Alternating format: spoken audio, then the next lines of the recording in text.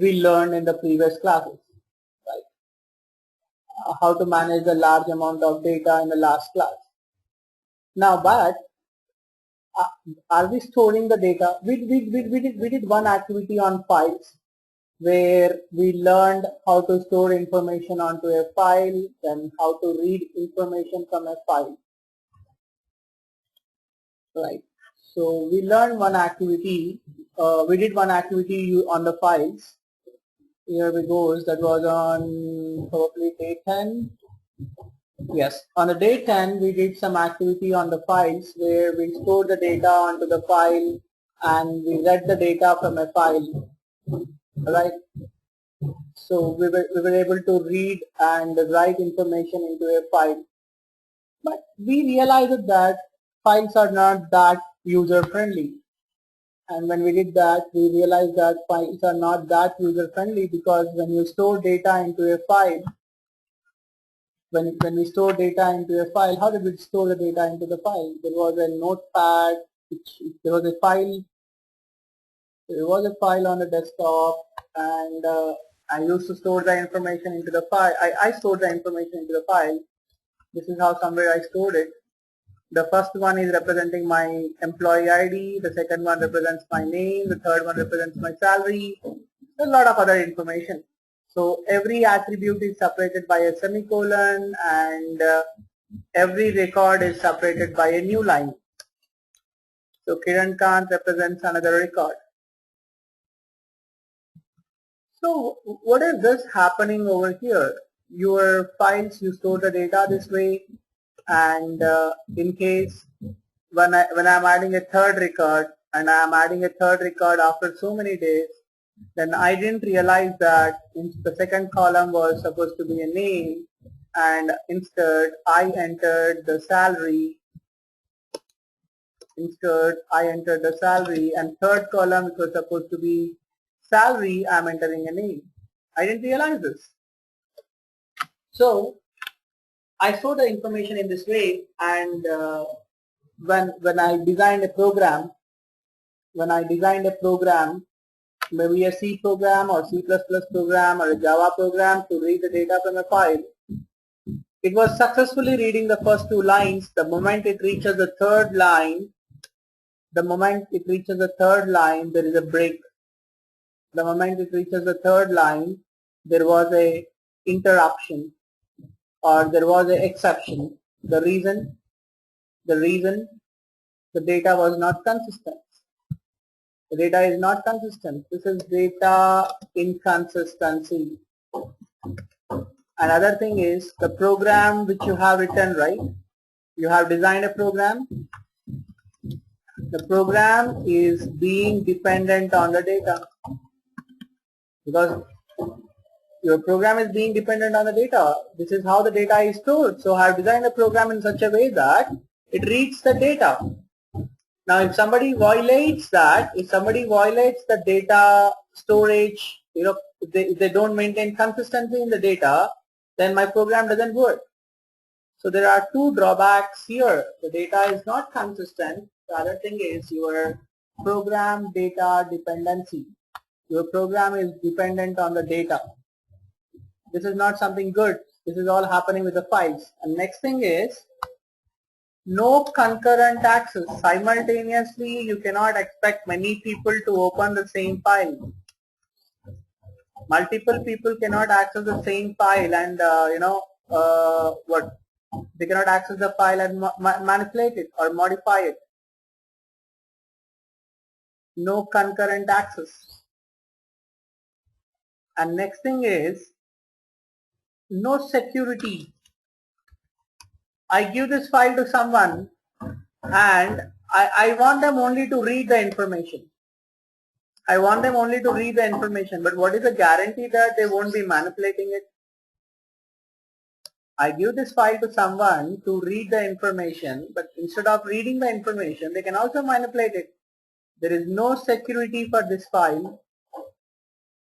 And what else? There is no security, there is no consistency, there is no data the program is being dependent on the data. So you have a lot of drawbacks when you start using the files to store the data. when you start using the files to store the data. But we need to store the data. Without saving the data, then there is no point in running a huge program. If you remember the bank activity which we did, are we maintaining the customer's information? No, we are not maintaining the customer's information. There was an array which was holding the customer data for time being. There was an array which was holding the customer data for time being. And how long? When I say time being, as long as your program is under execution. The moment you complete the execution, your data is lost. The moment you complete the execution, the data is lost. I want to maintain the data, or I want to preserve the data. I want to preserve the data for long, maybe for years, or maybe for a decade. I want to maintain the data. I want to hold the data for long. So if you want to hold the data for long, you need to persist it. So what is the solution? Files. But are files user friendly? No. Are files user friendly? No. So what is the solution? Yes, there is a solution. The solution is your database management systems. The solution is database management systems.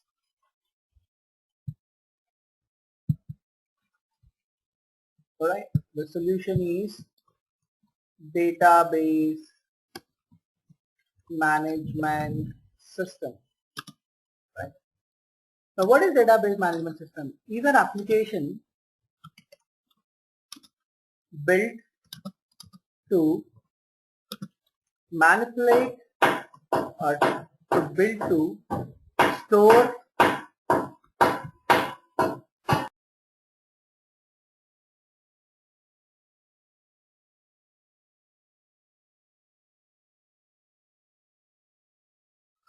is an application built to store, read and manipulate the data. So database management system is an application which is built to store, read and manipulate the data. Alright. And to manipulate the data. So this database management systems is available in different forms, but I am interested in only one form, that is relational database management system. That is in only one form, that is relational database management system. Relational database management system. And the examples for this relational database management system is, you got your Microsoft Excel. This also works like a database, but we don't use it. Then you got your Microsoft Access, and you have Oracle, MySQL, Microsoft SQL Server, IBM DB2, and this Oracle and MySQL is from Oracle Corporation. Oracle and MySQL are from Oracle Corporation. Then nowadays we hear a lot about PostgreSQL, NoSQL, MongoDB. You see a lot of things, right? So I won't be getting into all the databases. I'll be discussing a very few things about SQL. I won't be getting into databases. I'll be getting into SQL. So what is SQL? Is your structured query language, right? Actually, people say it's an interface. Right? It's an interface, and every database vendor got its own implementations.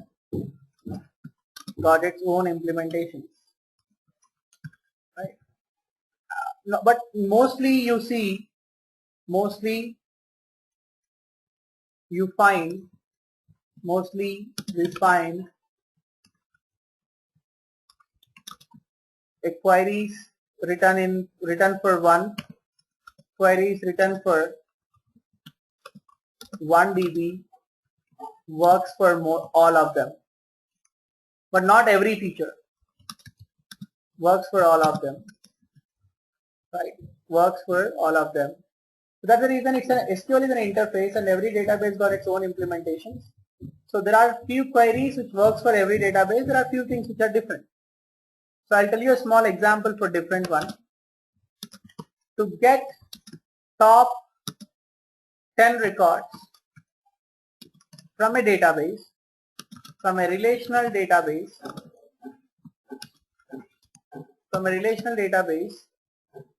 we use top command in Oracle. In Oracle we use top command, or we can also use ronum.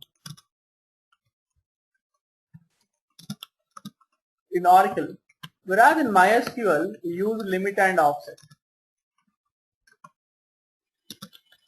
In MySQL, the top command, ronum command, there is no ronum command, there is no top command. You have something called limit and offset.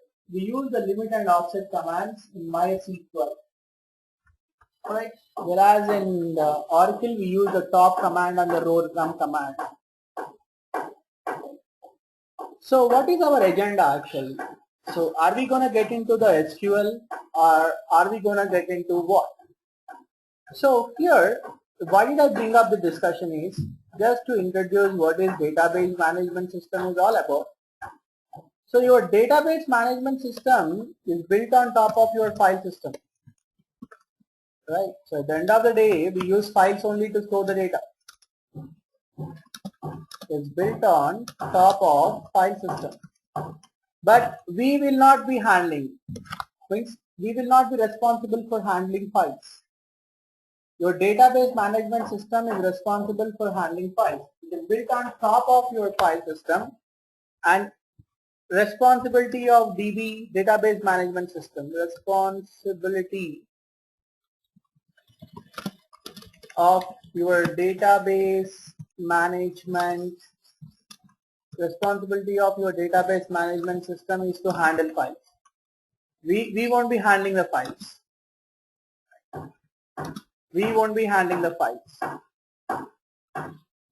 And there are different types of database management systems. And one of them is relational database management system, and this is what we are interested in.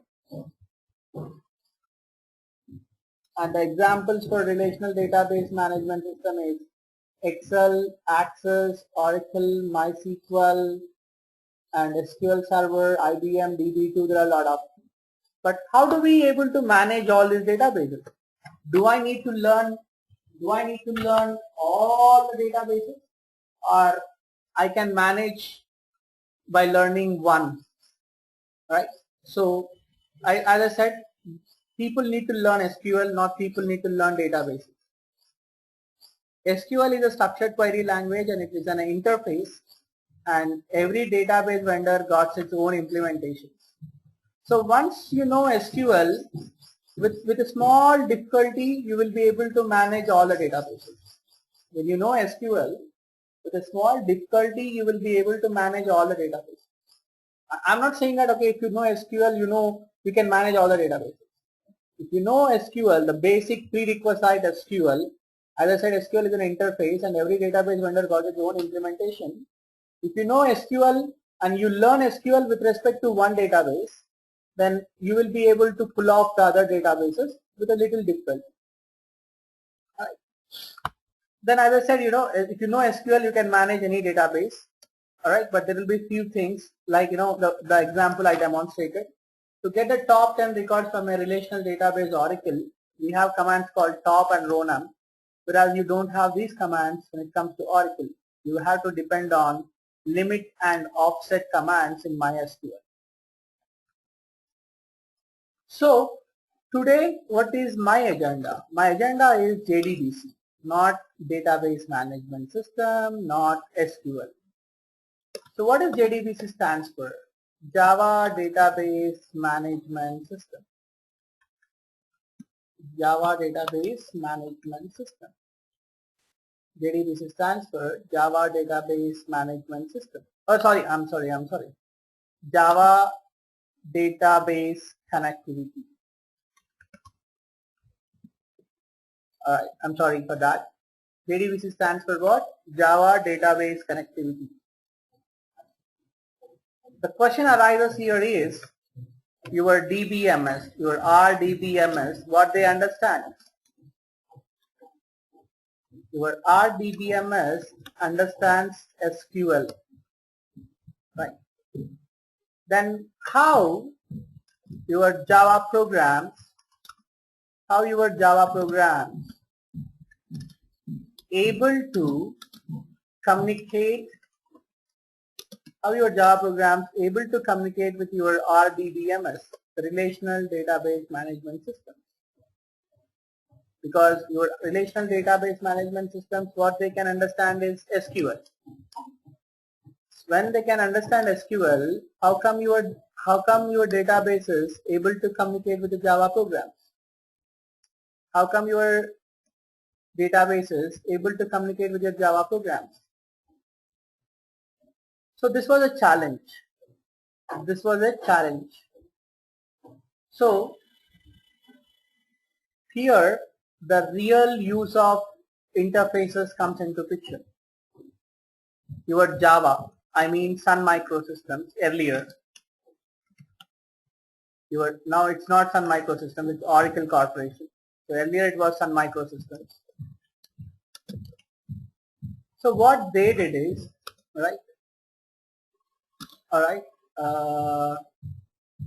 introduced, or you call it as introduced or announced APIs. Now what do you mean by API? Application Programming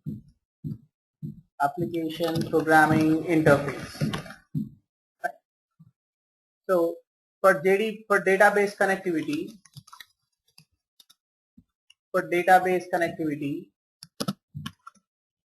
the Sun announced java.sql. It's a package and it consists of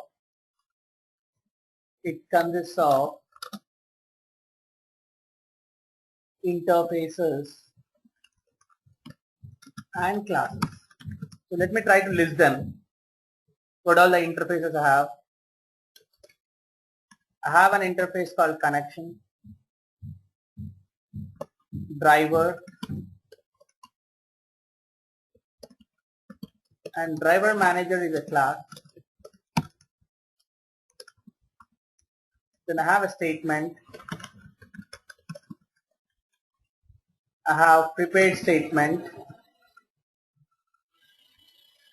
You got a connection, driver manager, statement, prepared statement, callable statement,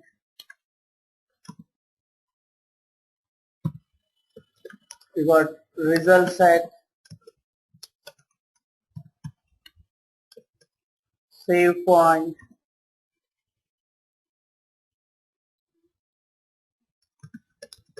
SQL exception is a class, right? So you got statement, prepared statement, result set. If you found most of them as what? Most of them are interfaces. Now the question arises is, what is an interface? We all knew this. Interface is a collection of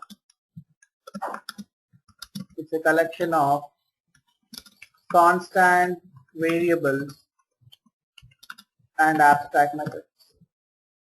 Interface is a collection of constant variables and abstract methods.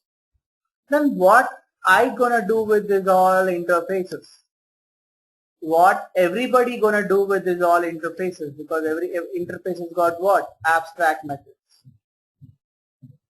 So can you take a guess what we're gonna do with the interfaces? Any one of you? Do you expect a programmer to implement these interfaces every time he wants to connect to a database?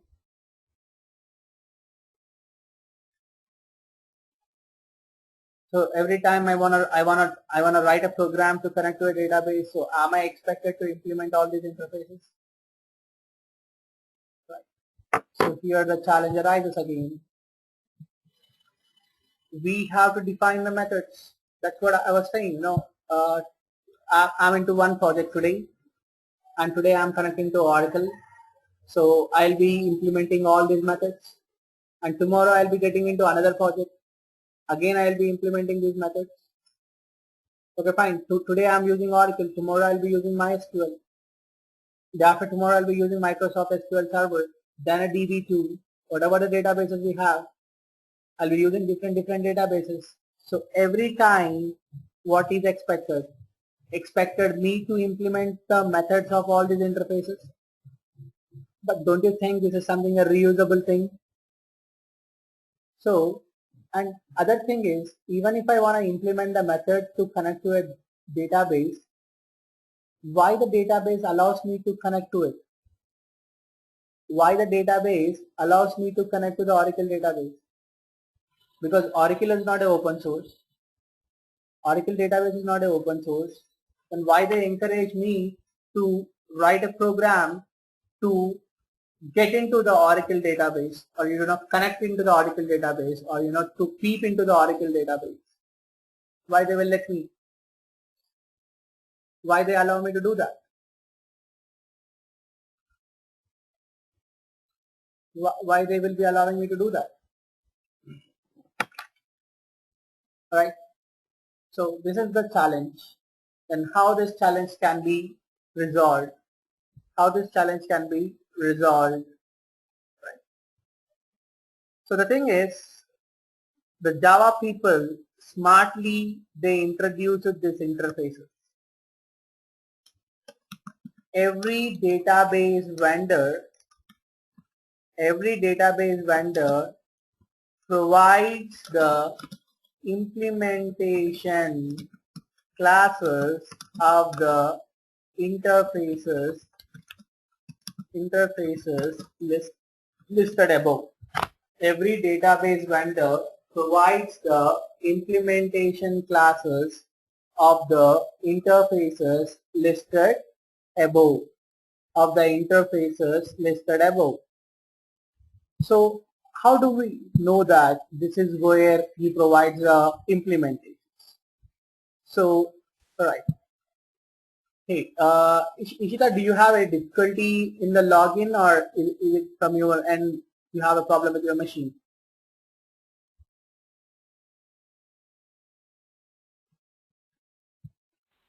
Hey, Ishita, do you have any difficulty in the login problem? Yes, I accidentally logged in through my phone, and now I'm trying to log in back through my computer. I'm not able to do that. I called Shiva and everyone, but no one has responded yet. Okay. So right now I finally am able to log in, but I have used another email ID. I hope I can resolve it later. I'm sorry if I'm disturbing you. No, that's not a problem. So here what we are trying to do is, from Java they gave some interfaces. So if they have given us the interfaces, then who is going to provide the implementation classes for them? I'm not going to do it, because I'll be working with a lot of databases. In my complete career, I will be working with n number of databases.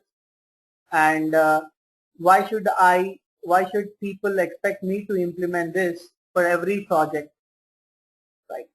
So what Java people did it is, smartly they gave interfaces, because they cannot write the logics to connect to all the databases across the globe. Or probably even if they have the patience to do that, every day a new database comes in. When every day a new database comes in, then it becomes the responsibility of whom? it becomes the responsibility of who to write the implementations every time. So that's the reason the Java people, they don't provide the implementation. The Java gives interfaces. And every database vendor provides the implementation classes of the interfaces listed above.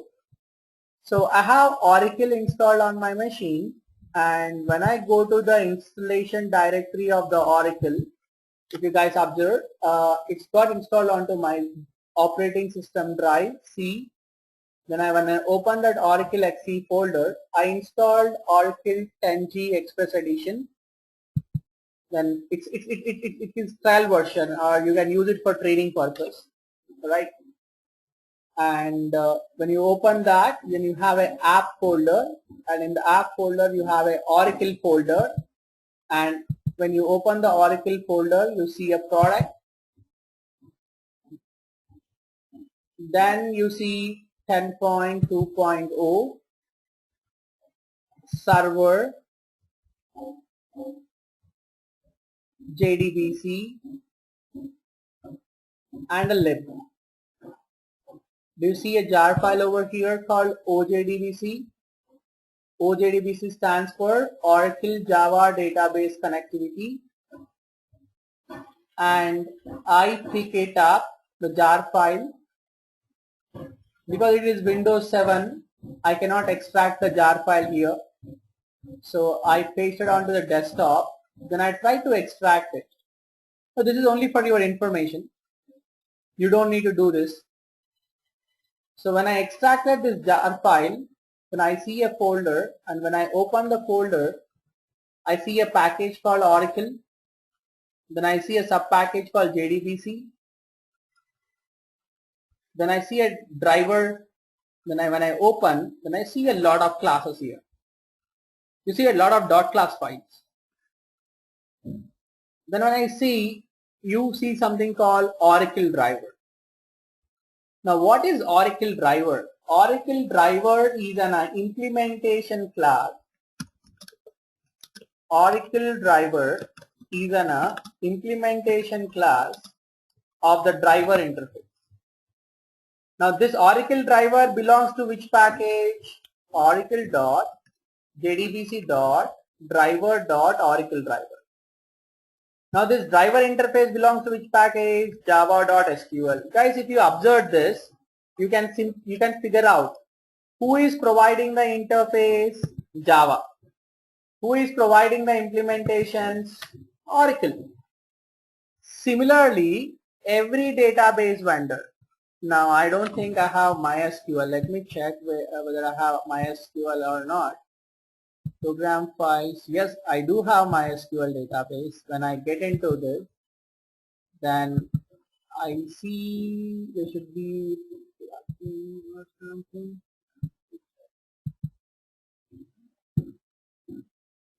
Then include. Let me check into the include.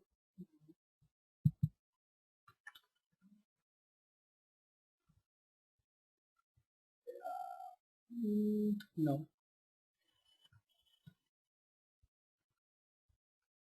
Okay. It's not there. I can download it from the internet. There is a one jar file available. MySQL connector jar. Now I can download it. It's free.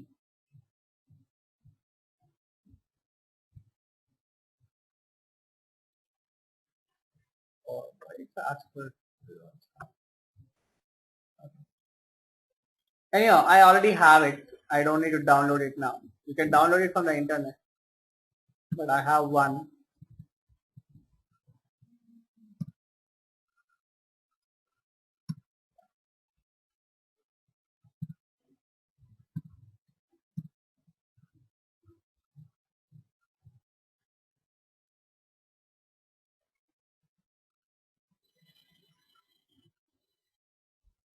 Starts to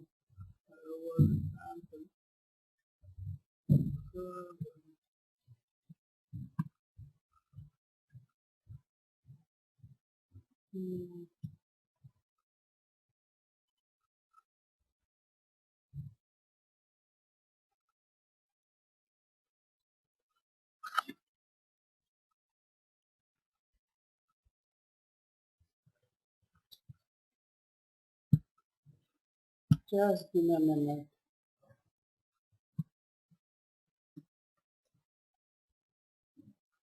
I don't need workspace.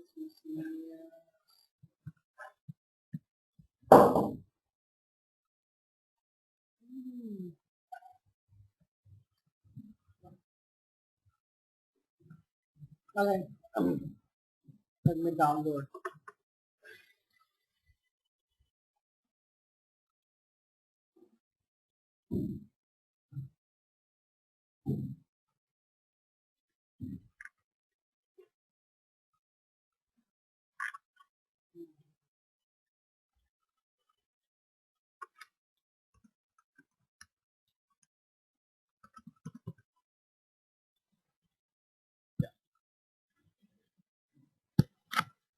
Then this is what MySQL connector. This is from MySQL. Earlier it was from Sun. Now it is also owned by Oracle. So it got downloaded here. I copy and I put it onto the desktop and I extract it. And you see here org com MySQL jdbc. Then you see com.mysql.jdbc. You see somewhere down D driver. Now what is this is class com.mysql.jdbc.driver implements java.sql.driver. So this is how different database vendors has provided the implementations for every interface given by Java. Now I just showed you an examples for driver interface. Driver is an interface given by Java and implementations are provided by database vendors. So in case if you want to connect to any database, they should provide an implementations of our interfaces and they're gonna provide it, right? The databases which are existing, every database has the implementations of the Java interfaces, and the databases which are gonna come in the future also, they're gonna provide implementations for every interfaces of the Java. Now how do we connect? We use these jar files in our library, in our path. We use these jar files in our path to connect to the database. Without them, we will not be able to connect to the databases because you don't know how to talk to the Oracle database or you don't know how to talk to the MySQL database, right? So what we do is we use our interfaces. We use our abstract methods, right? And for those methods, who gave the implementation? Database vendors have given the implementations. So we're just going to call the methods to get the things done because we cannot write a program to connect to the Oracle database. We cannot write a program to connect to the MySQL database. I cannot write a program to connect to the Microsoft SQL Server. Those database people has provided the implementations of our interfaces and they give those jar files. And I'll be adding those jar files to our libraries, our path. Then I start connecting to the database. Right? So this all didn't happen overnight. It's not that okay, I gave the interfaces. As soon as I gave the interfaces, every database vendor has not written the implementation. As you know, nobody agrees it in the initially. So the moment I gave the interfaces, I didn't find a single database. When I say I'm talking about something which has happened in the past. So whenever Java introduced these interfaces, people have not come forward to write the implementations. So there is something called your JDBC drivers are of 4 types. The JDBC drivers are of 4 types. Normally it's hard to remember their names, but people remember them as type 1, type 2, type 3, type 4. We got type 1, type 2, type 3, type 4. We got four different types. So I'm talking about the first one. As I said, as soon as the Java gave the interfaces, people were not ready to provide the implementations. So the implementations are provided by a third-party vendor. Implementations are not provided by databases. Java gave interfaces, but implementations are not provided by your database vendors. These implementations are provided by third party. I don't know the name of the party, but there are different, means other people have given it. So the third party has provided the implementations. So what exactly happens is, when you make your JDBC call, when you make a JDBC call, it gets converted to ODBC call. Converted to ODBC call. ODBC stands for Open Database Connectivity. And this ODBC call reaches DB, and it's vice versa. And it is vice versa.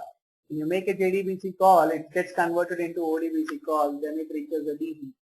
And from DB it reaches the ODBC and then your JDBC. Then your Java application will be able to manipulate. So this was initially. So what was happened here is, the third party vendor was getting benefited. The third party vendor was getting benefited because the Java gave interfaces and database vendors were not ready to implement. So who was getting benefited? Because we want our Java applications to connect to a databases. If they cannot connect to a databases, then how do I store the data? How do I preserve the data? But it doesn't mean that I can write implementations for every database. When I say I, the Java developer. So that's the reason we started depending on a third party who has written the implementations for all the databases.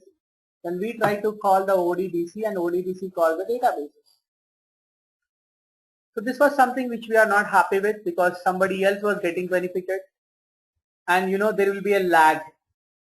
There will be a lag. Why there will be a lag? Because you are not connecting to the DB directly. You depend on somebody else. You connect to the third party, then connect to a DB. So there was a lag. Then what happens is, these people started providing the implementation to the database vendors, but they provided the implementations in what? Native languages. Native languages like C or C++. Because your Java came into existence after 1991, but your databases are in the 1980s only. So in 1980s, the programming language which was available was C and C++. So the databases are all developed using C and C++. So that's the reason they gave those, we call it as library functions. The C++ files are library functions. Or there's a most common term called CLI. CLI stands for call level interface.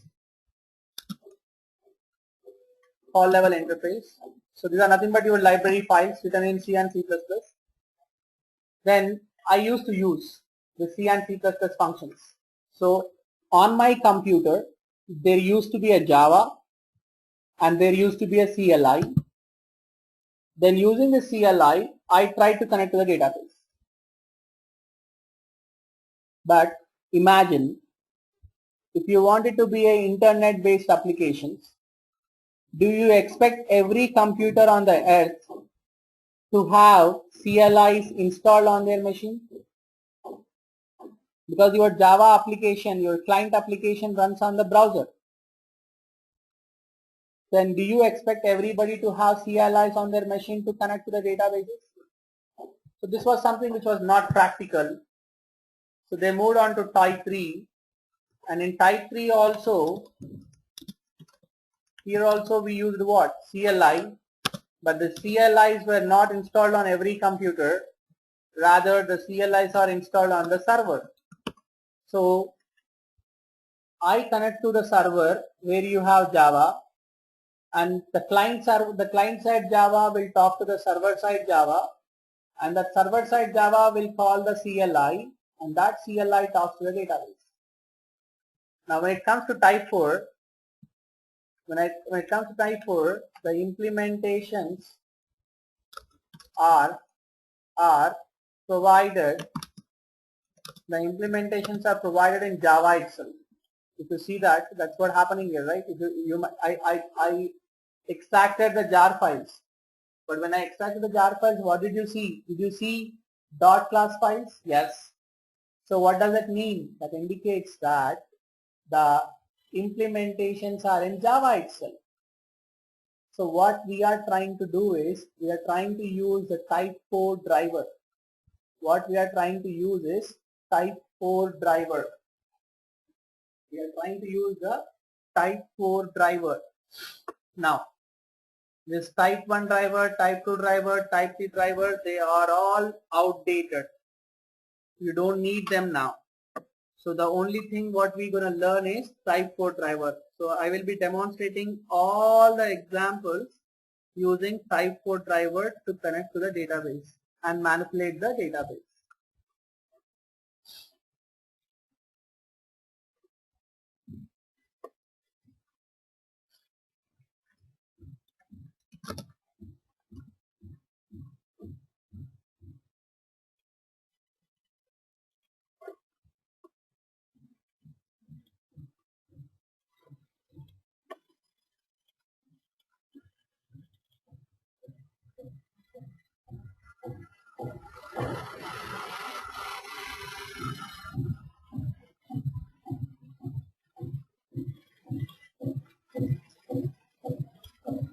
So here you see Java database connectivity.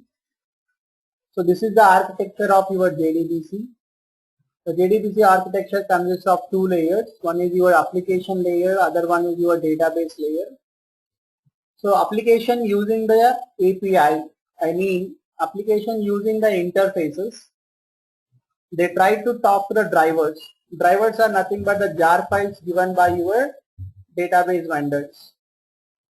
And using those drivers, you talk to the database. Your application cannot talk to the database directly.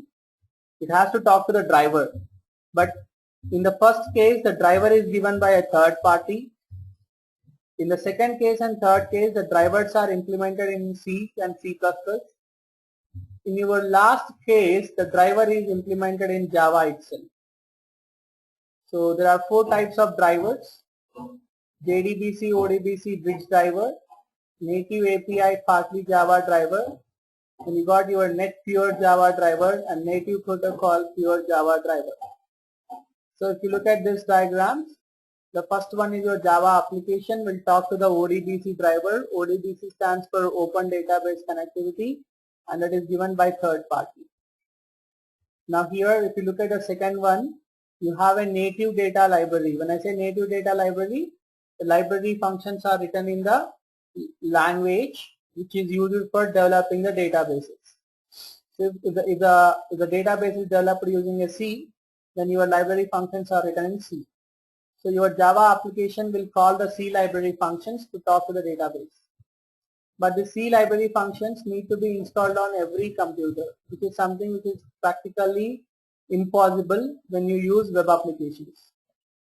Then we introduced this. Instead of installing that native data library on the every client computer, we try to install it on the server computer. Then we talk to the server Java, and that server Java will call the library, and that library talks to the database. And here comes your last one. Your Java applications talk to the databases because the driver is implemented in Java itself. The interfaces are in Java, the implementations are also in Java. When I extract the jar file from Oracle and MySQL, you see all the dot class files. That is, the driver is implemented in Java itself. Alright.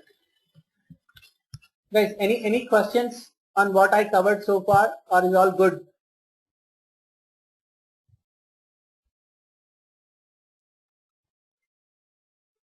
Okay. Then before I discuss the steps involved in JDBC program, let me discuss how do we create, what exactly you mean by relational, what exactly one meant by relational. Now, what do we mean by relational? Let me open the Excel sheet. Now this is in the form of what? Table. You have a row and you have a column. So any database which involves rows and columns is called as relational database management system.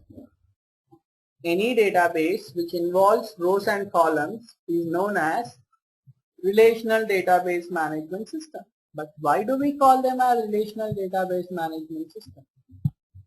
So let me discuss that. I have a customer table or I have a student table. This is our favorite example of it, many of them. Student will have a ID, he got a name. But the student enrolled for which course? Here you have a course ID, you got a course name. But how do you differentiate, how do you say that, okay, suppose the student ID is 1 and name is Arun, other fellow is Kiran and his name is ID is 2. Then course ID C1, course ID C2, then you have a C, then you have C programming, you have C++ programming. How do you keep track that which student has enrolled for what course?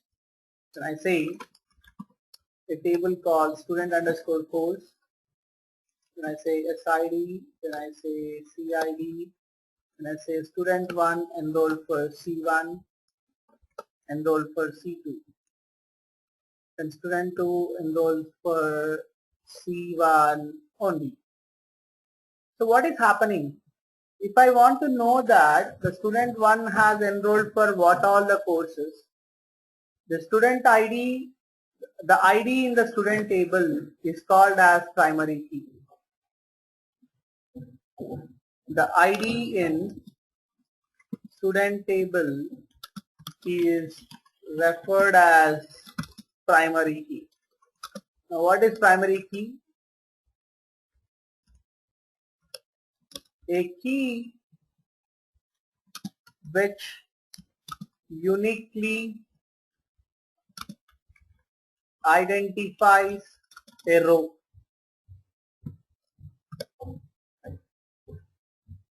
Then what is SID? SID in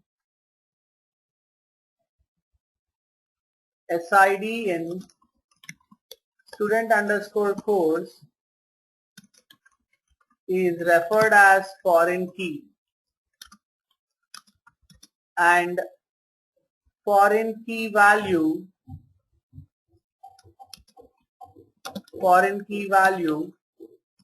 must be a primary key value in student table. In the student table, I cannot write 3 here because 3 doesn't exist in the student table. Right. So we are relating these two tables, right? You have a student table, you have a course table, and you are relating what? Student table and course table. You are relating a student table and a course table.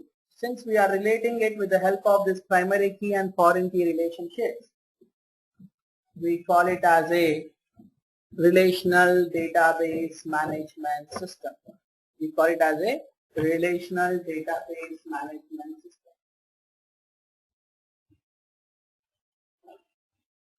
So how do we create this table in the database, not in the Excel sheet? How do we create table in the database? So I installed Oracle in my computer. I also got a MySQL also.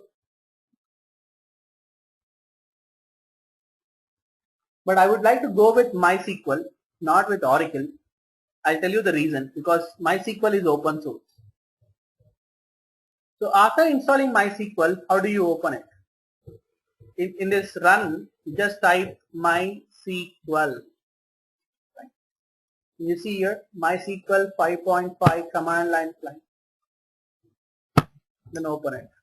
Then it asks for the password. The default user is root. The password is also a root. Now I connected to the MySQL.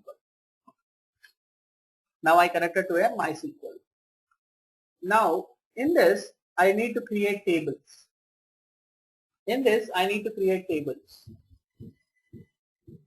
How do we create table? Create table name.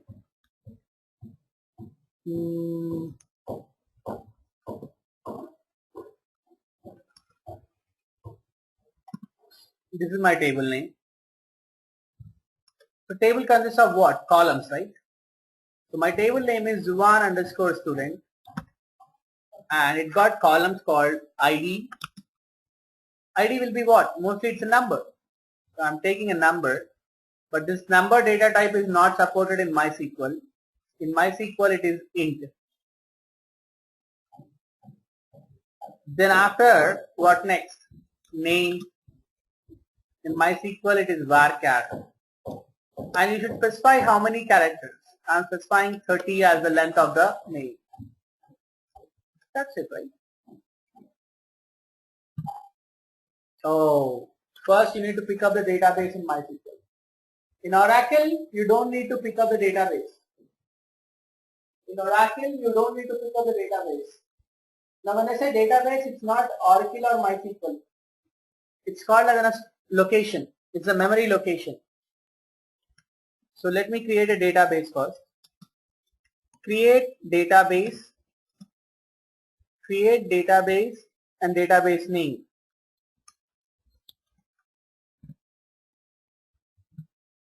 Right. Now use Zuban. This is the command. Now I can create table. Now I don't want to do underscore because I'm already using the Zuban database. The table got created. Guys, understand what are the commands we learned so far? Create,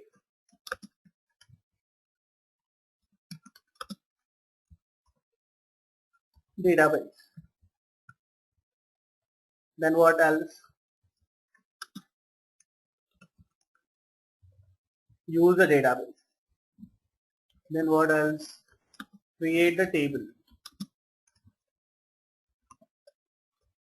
The data type. Then a data type. Size. Now I would like to make ID as a primary key.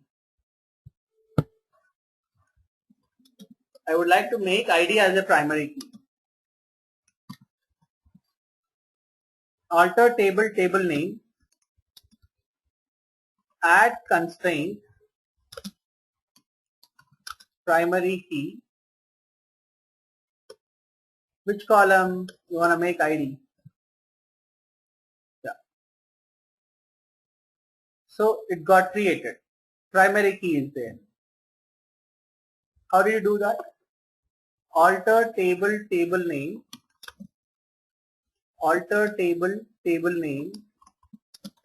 Add constraint is a keyword. Then primary key is also a keyword, but which column you want to make it as a primary key, put in the parenthesis and it with a semicolon.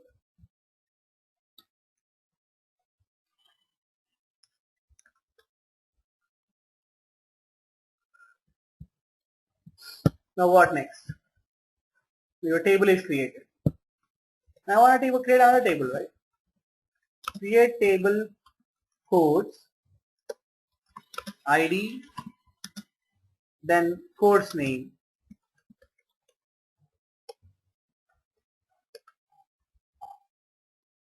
Create table, okay, create spelling mistake.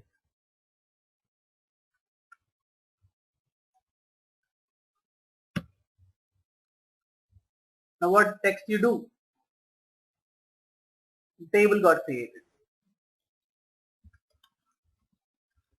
Create table course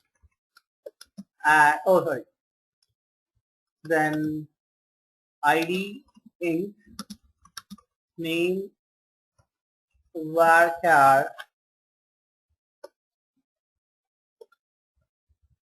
then comes here alter table name, add constraint. So the syntax varies from database to database. It won't be same. But if you know one, then you can manage the rest of the things.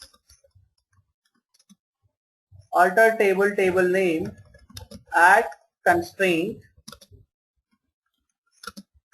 primary key, ID.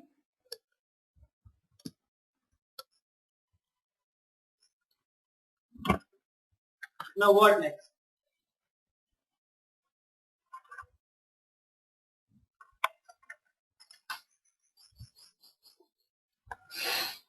Then I would like to create another table. Create table student underscore course CID int or SID int comma CID int.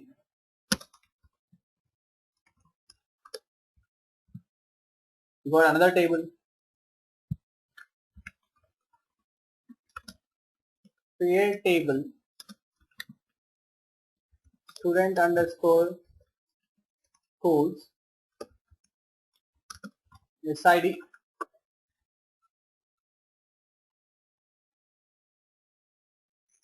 We can do that, but it's a bit complicated statement, so I don't want to do it. Or probably I couldn't recollect it, what syntax I should follow. We can also create primary key. We can also mention primary key while creating the table also. Yeah, but I couldn't recollect the syntax, so I did that. So I created a table.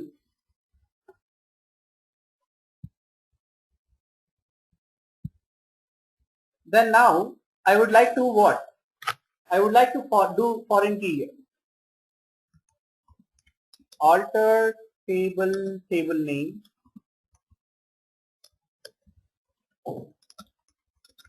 add constraint foreign key. Which one you want to make it as a foreign key? SID. Referring to which table? Student table. From the student table, which column? ID column. Yeah. Table. Okay. Spelling mistake. It is student underscore course. Yeah. So what is the syntax of adding a foreign key? It's pretty simple one. Alter table name.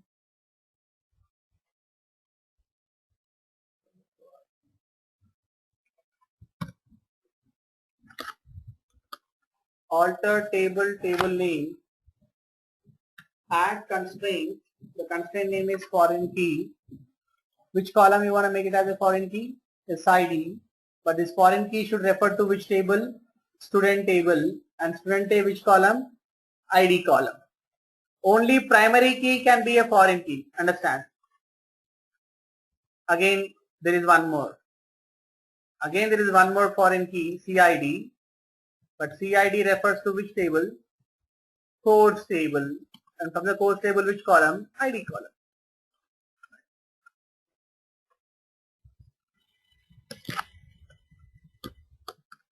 So add constraint, foreign key, course ID, from which table? Course table. Perfect, right? Now, let me show you the structures of all. DESE student, You see your key primary, then jdbc course,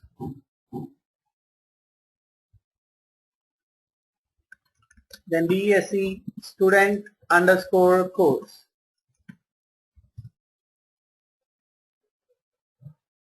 Foreign key here. Now let's try to add the data. How do we add the data?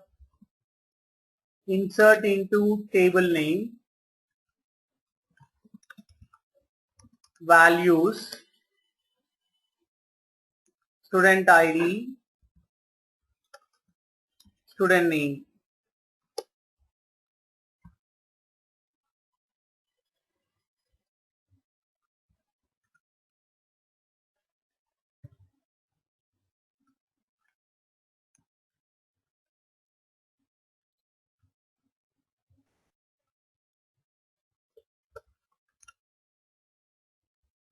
Student ID, student name.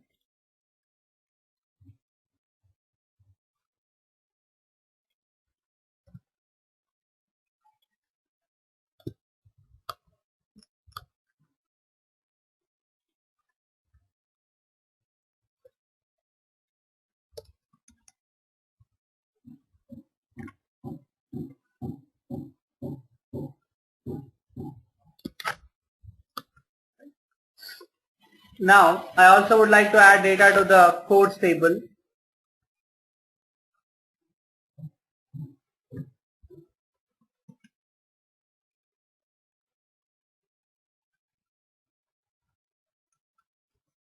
Let it be the course ID.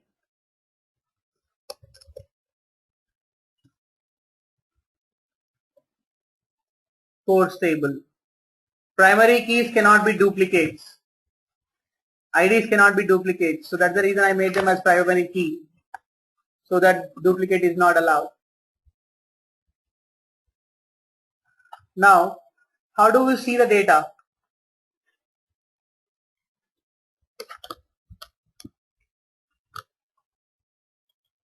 There is a course table.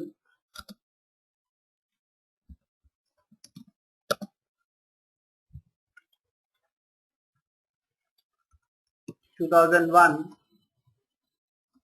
2002,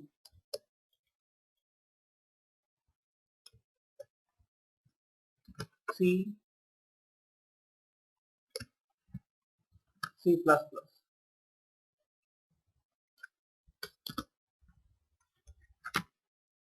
C, C++.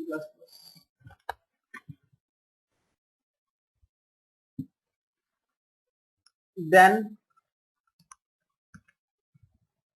how do we see the data? So insert, you know how to insert it now. Select star from student. Star in the sense all the columns. Then select column name from only that particular column.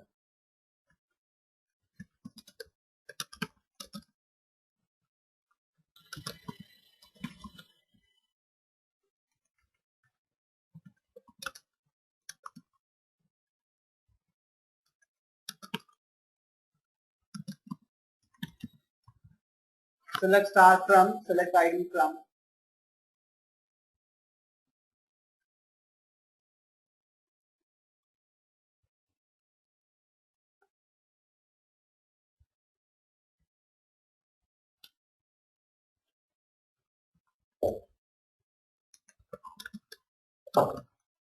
Similarly, we can do it from the codes too.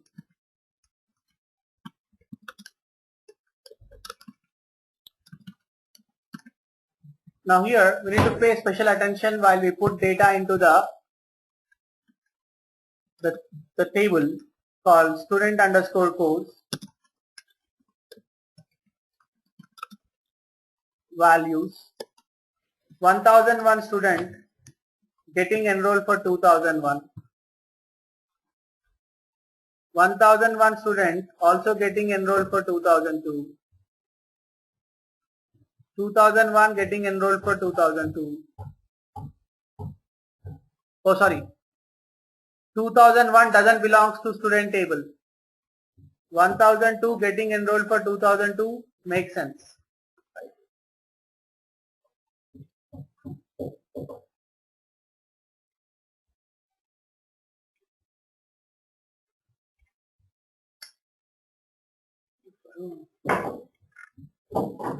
Here we go. Insert into student underscore course. We got the values 1001, 2001. 1001 getting enrolled for 2002. 1002 getting enrolled for 2002. But when I try to introduce 2001 into the student ID, it won't allow, because as I said, foreign key existency depends on primary key existence. If the foreign key value which you are trying to insert, it doesn't exist in the primary key, then you cannot insert it. That's the problem here. Earlier when I tried to say 2001, whereas 2001 is, there is no student with the ID student 2001. So you had that exception, cannot add or update a child row because a parent row doesn't exist. Parent row doesn't exist with the 2001. But can I have the combination? I mean, if you look at the data from the student table, so let's start from student underscore course. So let's start from student underscore course. 1001, 2001, 1001, 2002, 1002, 2002. But can I duplicate the data? Can I say that 1001 again enrolled for 2001? It's allows actually. When I say 1001, so it allows again. 1001, 2001. Alright. Now you see, we're on this one. Where is that?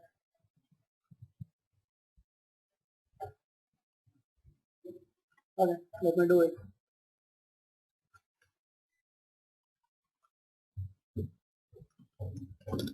Select star from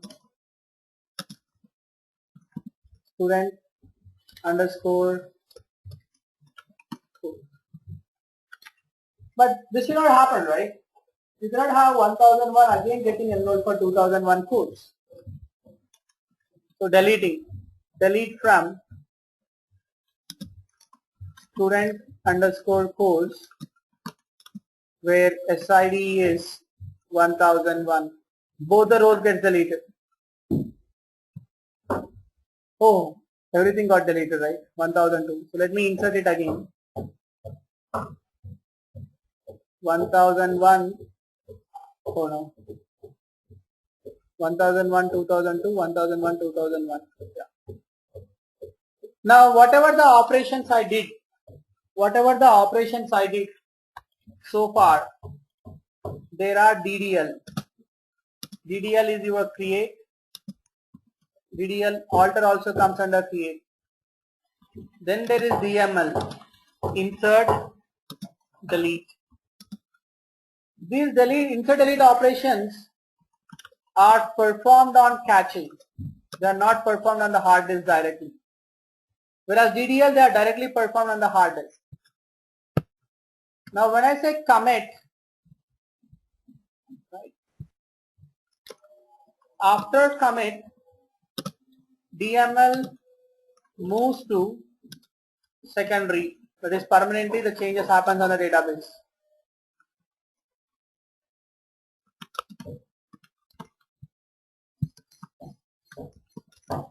So let's start from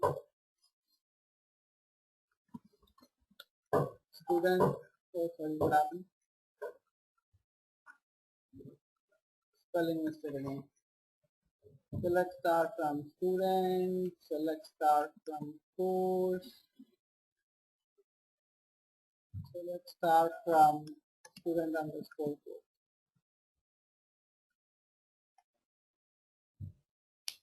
So let's start from student underscore course. Now what next?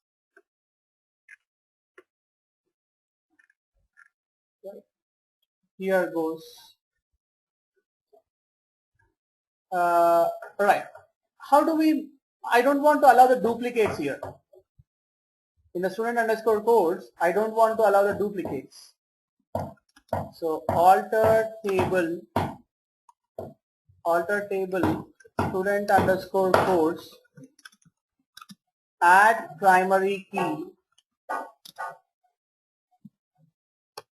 and here if you see SID comma CID.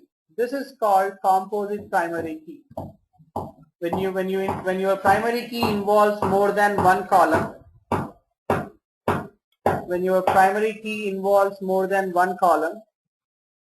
it's called as composite primary key.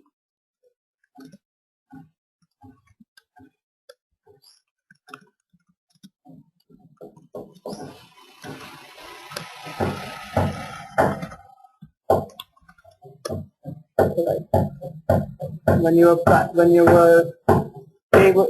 primary key involves more than one column, it's called as composite primary key.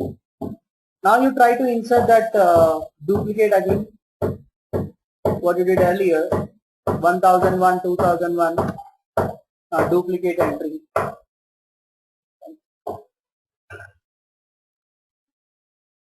And this is all about, how to create tables and how to add data, how to delete data.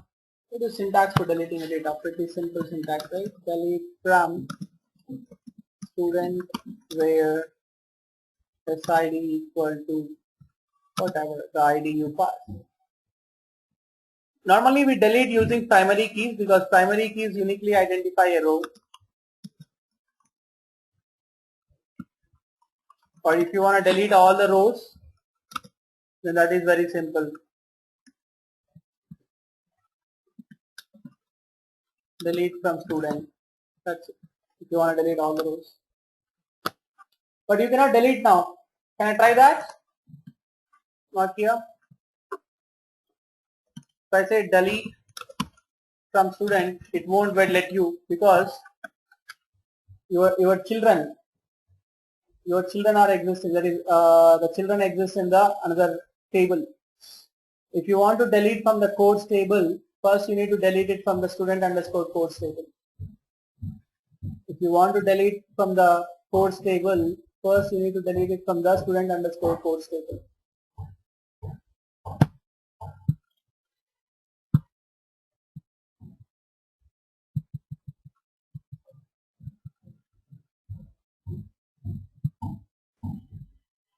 Yeah, any questions on this? Or is it something which you are already familiar with?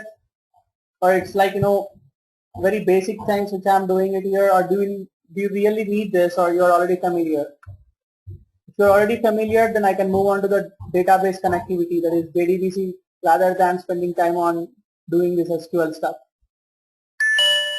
No, again there will be a scenario where everybody may not be comfortable, so you can drop me an email, alright, and whether you want this to continue or not, alright, then accordingly I see if everybody is comfortable, then I can ignore this SQL and I can start with the Java database connectivity.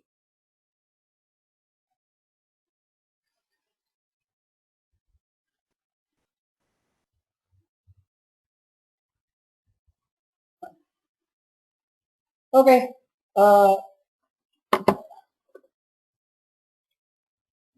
Okay. All right. Right. So, is everybody got the machines, installed with Eclipse? I'm hoping it because you guys did the assignments initially. So I think everybody got the Eclipse installed on your machine. But how many of you got databases? Is everybody got a databases installed on your machine?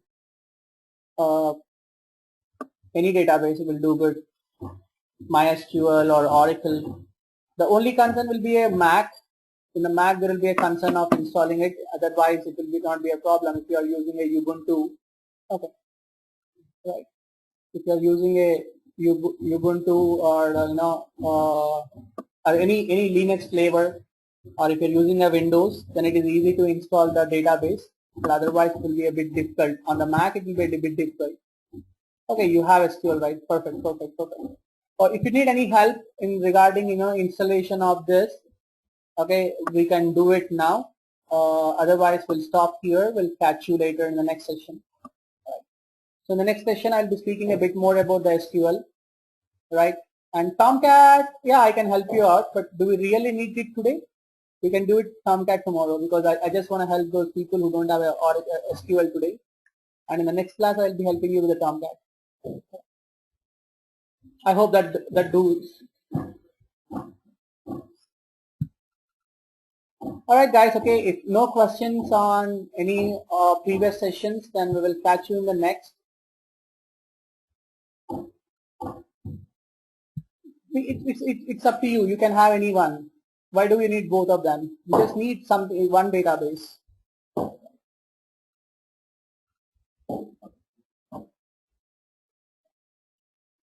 Anything will do good. Oracle, I know I'll give you the, while discussing the database connectivity programs, I'll be discussing it how to connect to the Oracle and how to connect to the MySQL also.